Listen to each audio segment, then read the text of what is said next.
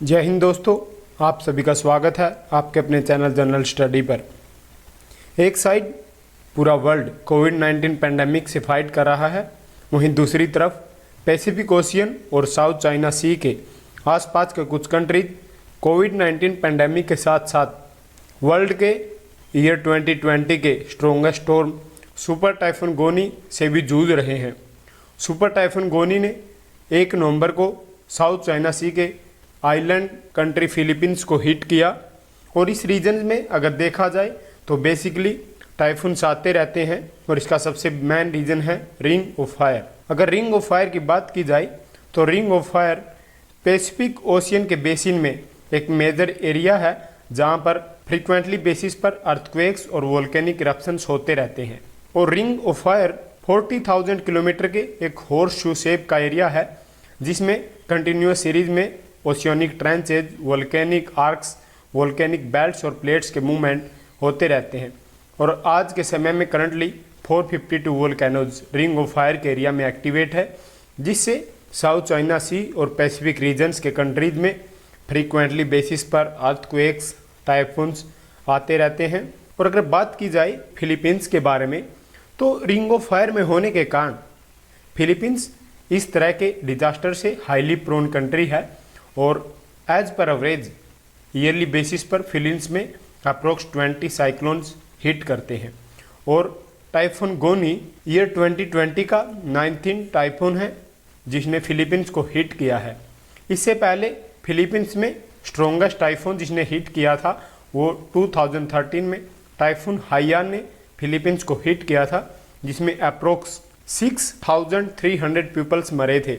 लेकिन अगर रिपोर्ट्स और सोर्सेज की मानी जाए तो टाइफून गोनी टाइफून हाइयान से बहुत ही ज़्यादा स्ट्रोंगर है, इससे आप इसकी सीवियरिटी का अंदाज़ा लगा सकते हैं। और अगर हम बात करें टाइफून गोनी, जिसको फिलीपींस में सुपर साइक्लोन रोली के नाम से जाना जाता है, इसके ट्रैक और इसके ओरिजिनेशन के बारे में, तो टाइफून गोनी 26 अक्टूबर को यूएस की एक माइक्रोनेशिया में आइलैंड टेरिटरी है जिसका नाम है गुआम।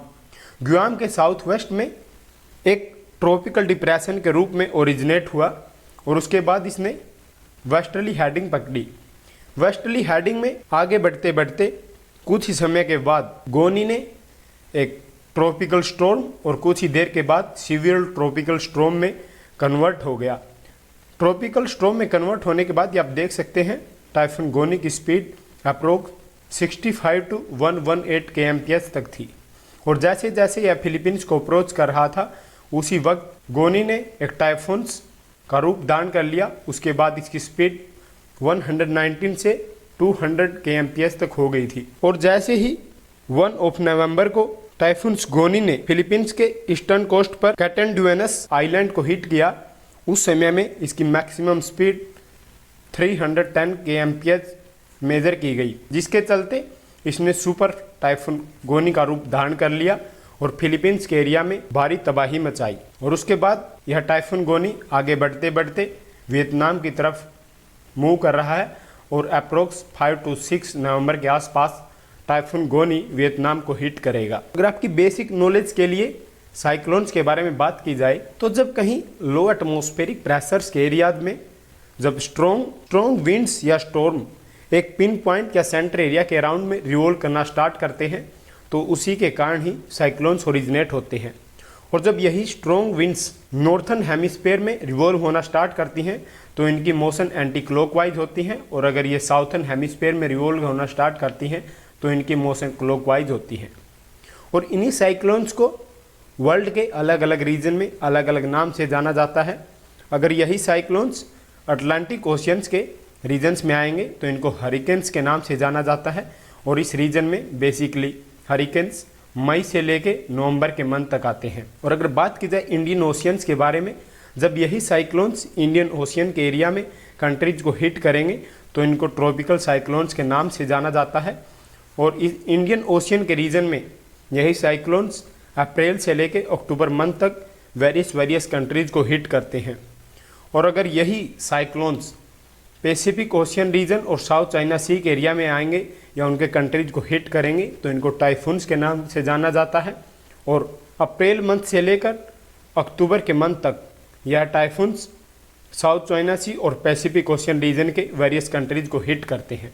टाइफून गोनी के बारे में पता करने के बाद अगर हम बात करें टाइफून गोनी से होने वाले फिलीपींस में डैमेज के बारे में, तो टाइफून गोनी अपने साथ कैटास्ट्रोफिक वायलेट विंड्स लेके आया था, जिसकी वजह से फिलीपींस में हार्डेस्ट लैंडफॉल रिकॉर्ड किया गया। और अगर फिलीपींस की atmospheric, geophysical, astronomical service administration PAGASA agency की रिपोर्ट्स के अनुसार देखा जाए तो टाइफून गोनी में सरफेस विंड के साथ साथ स्टॉर्म होने की वजह से हाई रिस्क के स्ट्रक्चर भी डैमेज हो सकते हैं और इसके साथ साथ फर्स्ट क्लास मटेरियल से बने हाउसेज के भी डैमेज होने का खतरा है। और अगर इसकी सीवियरिटी का आप अंदाज़ा लगाना चाहते हैं तो टाइफून गोनी की वजह से 3,47,000 पीपल्स को इवैक्यूएट कर दिया गया है और इसी की वजह से अप्रोक्स 9,28,000 हेक्टेयर ऑफ लैंड जिसमें राइस का प्लांटेशन था और 58,431 hectare of corn and coconut plantations की लैंड्स में डैमेज हुआ है। और साथ ही साथ इस टाइफून गोनी की वजह से 50 मिलियन पीपल की लाइफ रिस्क में है। ये कुछ पिक्स है जिसकी हेल्प से आप फिलीपींस के एरिया में टाइफून गोनी की सीवियरिटी का अंदाज़ा लगा सकते हैं। इस डिजास्टर से निपटने के लिए काउंटर मेजर्स ले रही है और वर्ल्ड के कुछ कंट्री ने भी उनकी हेल्प करने के लिए पहल की है। आज की वीडियो में इतना ही। Pray for the Philippines and pray for the humanity. जल्द ही हाजिर होंगे अगली वीडियो में, जल्द ही हाजिर होंगे आपके लिए अगली करंट अफेयर वीडियो लेकर। अगर आप हमारे चैनल पर नए हैं तो हमारे चैनल को सब्सक्राइब कर सकते हैं। Please like and share the video. Stay tuned. जय हिंद, जय भारत।